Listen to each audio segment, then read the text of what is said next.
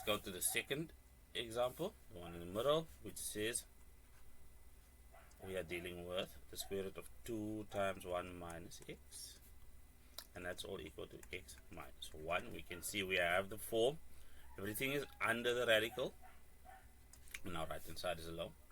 So we can feel free to just square everything. That will mean we'll have 2 multiplied by 1 minus x, and then on the right hand side we have x squared minus 2x plus 1. In fact, we can actually, instead of doing this, we can do that as well, just to show how we got to the next step.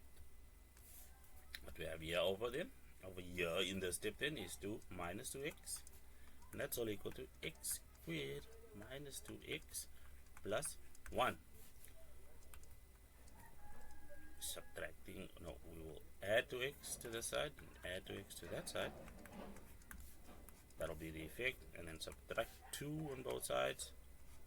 We get our 0, and then we'll have over here x squared minus 1.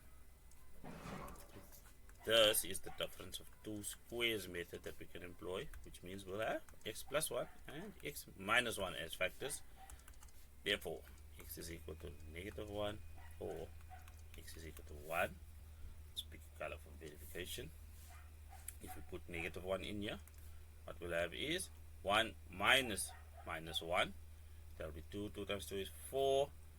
That means our result will be 2. And then if we put negative 1 in here, that means we get negative 2. So if that result fails, of course I'm ignoring the brackets and the square for the verification step, just as it is over there. Then if we put 1 in, what we'll have is, well, 1 minus 1 is 0, and 0 times anything is just 0.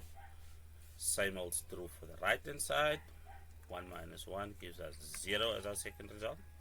So that is perfectly fine, completely verified then. Well, let's clean the board.